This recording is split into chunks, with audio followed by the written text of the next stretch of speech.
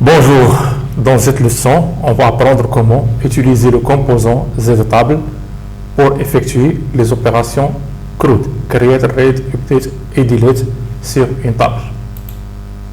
Commençons.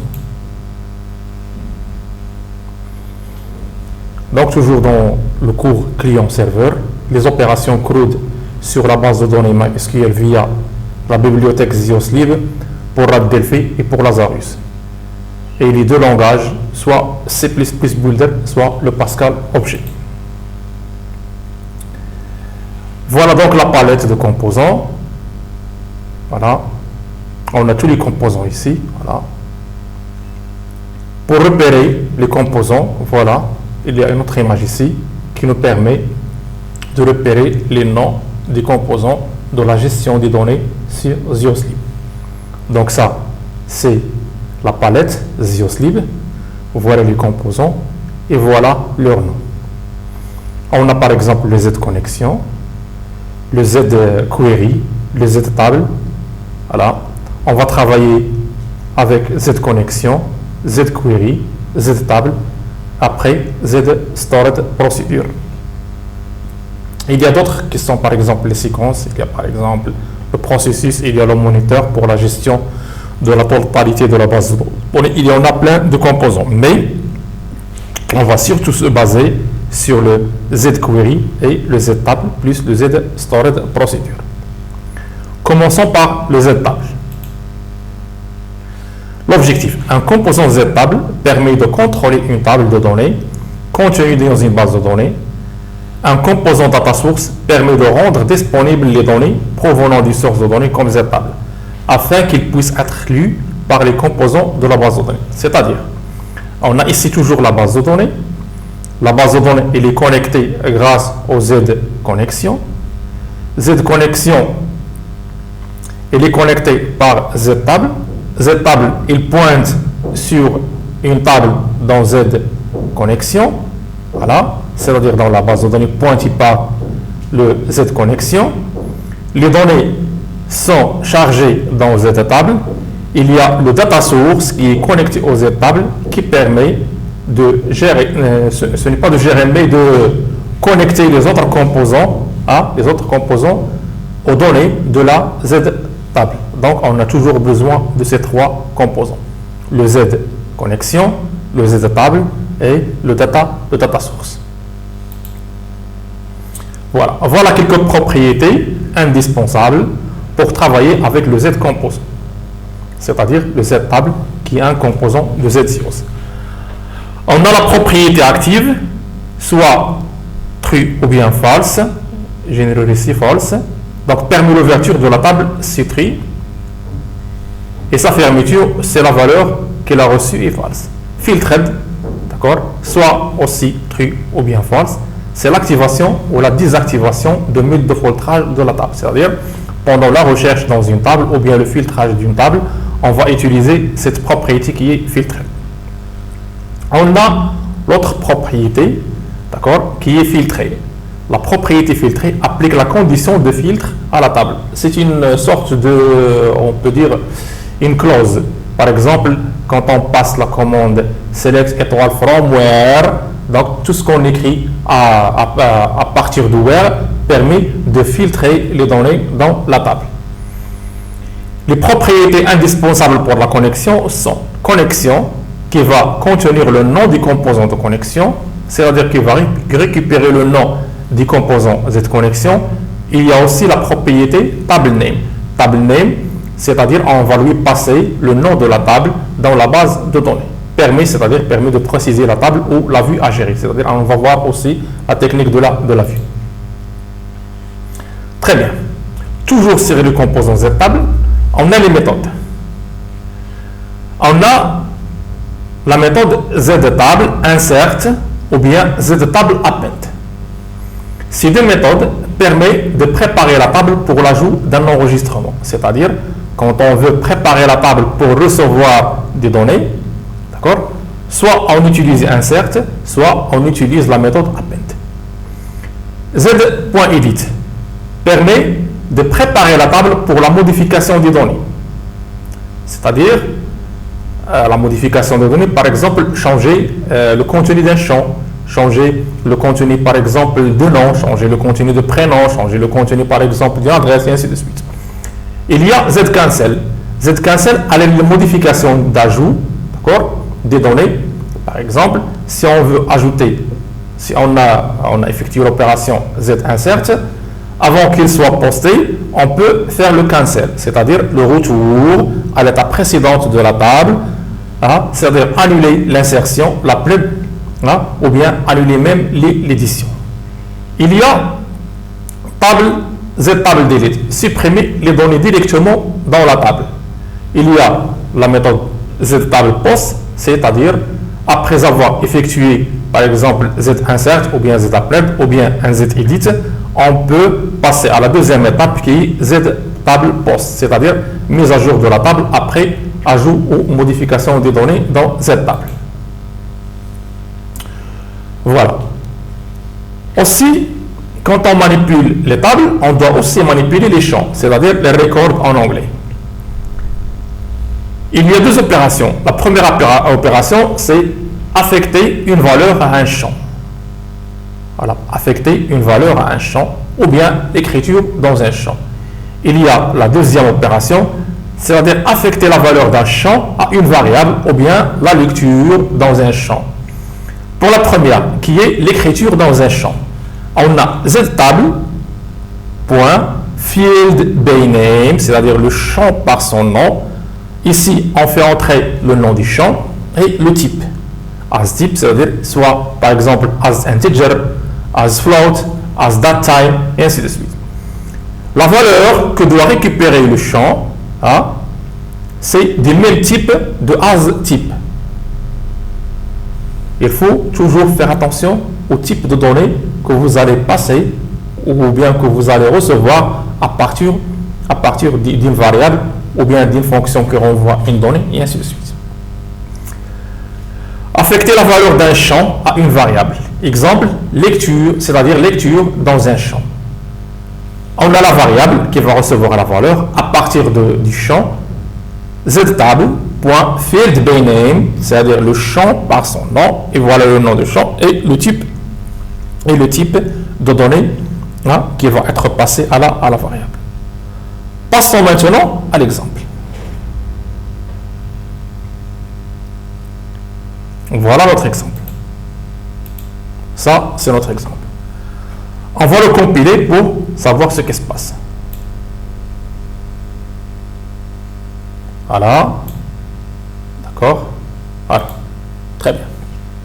Ça, c'est le DB grid qui contient les données récupérées à partir de la table client.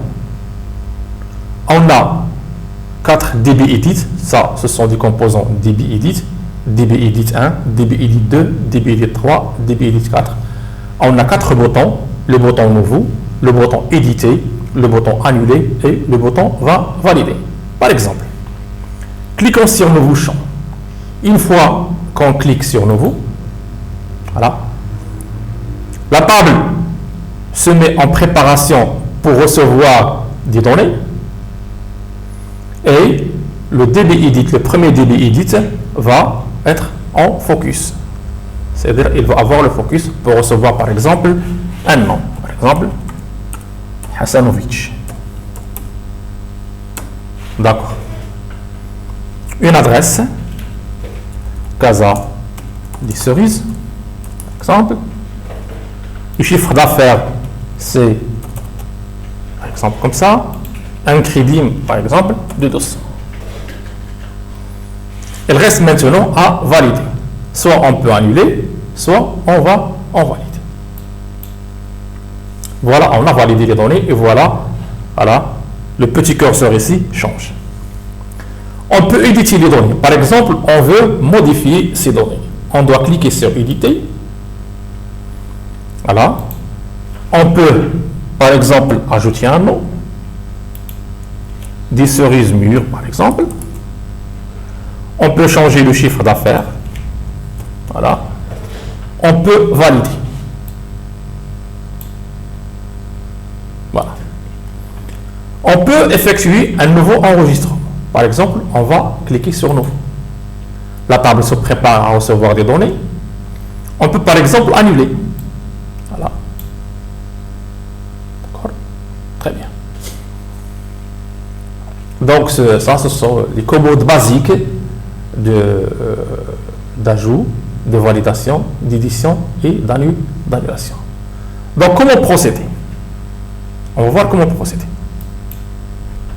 Premièrement, on va récupérer le DB edit, un DB edit, un DB edit et un DB edit. Ces DB edit, vous remarquez, DB edit, ce ne sont pas des edits, ce sont des DB edit. Les DB edit, on peut les récupérer à partir de quoi? À partir de Data Control. Voilà, du menu Data Control. Là, voilà, ça c'est le DB edit. Voilà, on peut cliquer et récupérer le DB edit. Voilà, très bien. Qu'est-ce qu'on va faire? On va sélectionner chaque DB edit et on va lui affecter la data source. La data source. Voilà, la data source. Des clients.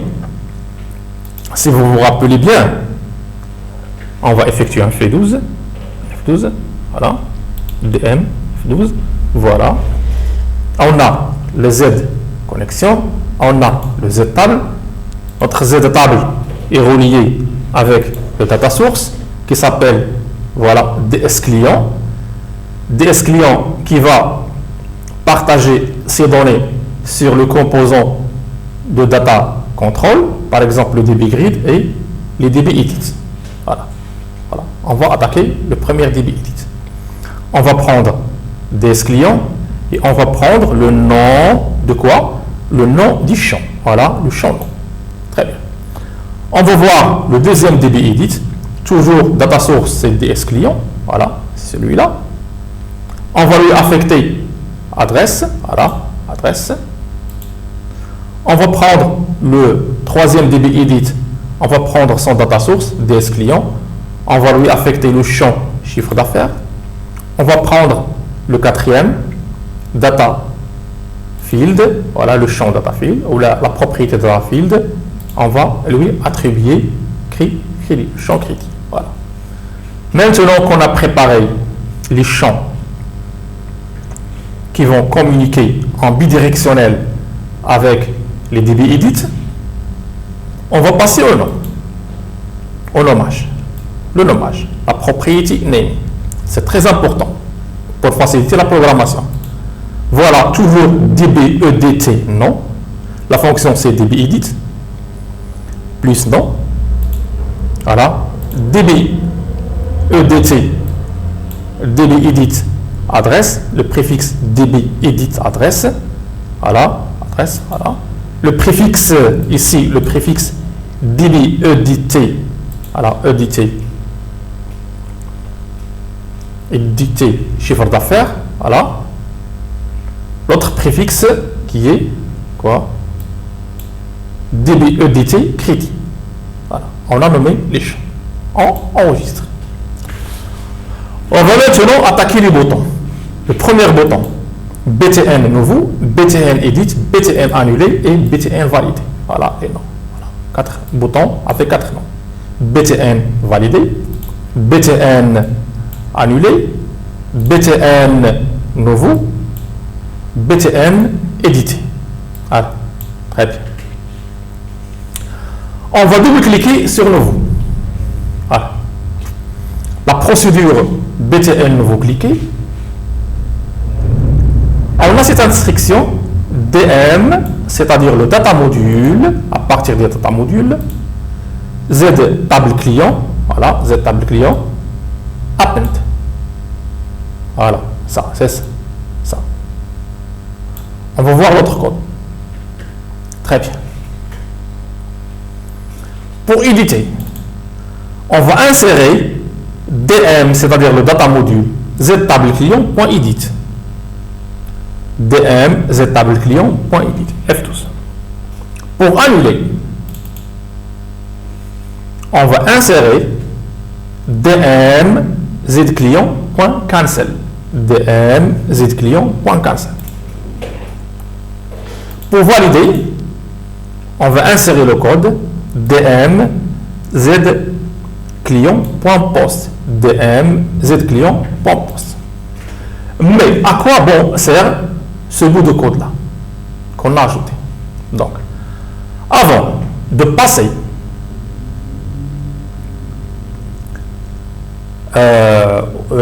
la méthode post, on doit vérifier toujours l'état de notre table, c'est-à-dire dmz client.post. Est-ce qu'elle est en mode insertion ou bien en mode édition? On ne peut pas faire un post, par exemple, c'est-à-dire poster, c'est-à-dire enregistrer les données, récupérer à partir d'une insertion ou bien d'une édition. C'est-à-dire post permet quoi? Permet d'envoyer les données à la table, ces données récupérées à partir de quoi? À partir d'une insertion ou d'une édition, c'est-à-dire un changement. Il faut vérifier cette étape. dmz client.state in ds insert ds edit then. Donc, qu'est-ce qu'on va faire? On va poster ces données, cette condition est vraie, c'est-à-dire la condition d'insertion et la condition d'édition. Très bien. Après avoir posté à la table, donc, on va envoyer le focus sur db edt. Non. C'est le même pour qui? Pour editer. On ne peut pas éditer que si on est en mode browse, c'est-à-dire le mode affichage, c'est un mode dont on n'a pas d'insertion ni édition, c'est-à-dire c'est le mode browse. Ce mode browse, c'est le mode simple. Donc ce mode simple, il est vérifié, c'est-à-dire c'est le statut de Z client est en mode browse, c'est-à-dire le mode simple. Donc dm client, dmz table client, on peut l'éditer. Et ensuite, on va mettre le focus sur db-edit.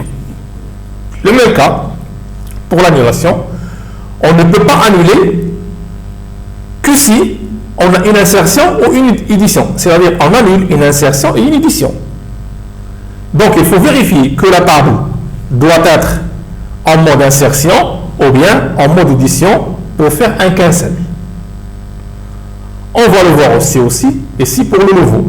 On ne peut pas ajouter, c'est-à-dire on ne peut pas mettre la table en mode ajout tant qu'on n'est pas en mode browse, c'est-à-dire on doit être en mode simple. Après avoir été en mode simple et vérifié, c'est-à-dire le mode simple est vérifié, donc on va faire un appnet.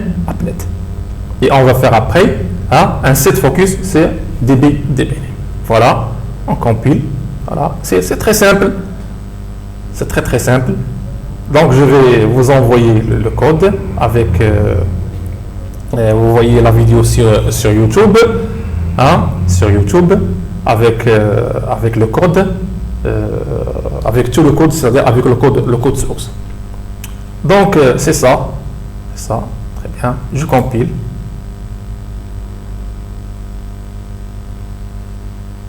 Voilà, comme la précédente, voilà. On peut mettre nouveau, on peut annuler, on peut être édité, on peut annuler édition, on peut changer, par exemple, on peut sélectionner, changer, GLLIF, par exemple, on va valider ce changement, voilà, vous remarquez qu'on a validé ce changement. Donc, jusqu'à là, on s'arrête, je vous remercie, à bientôt.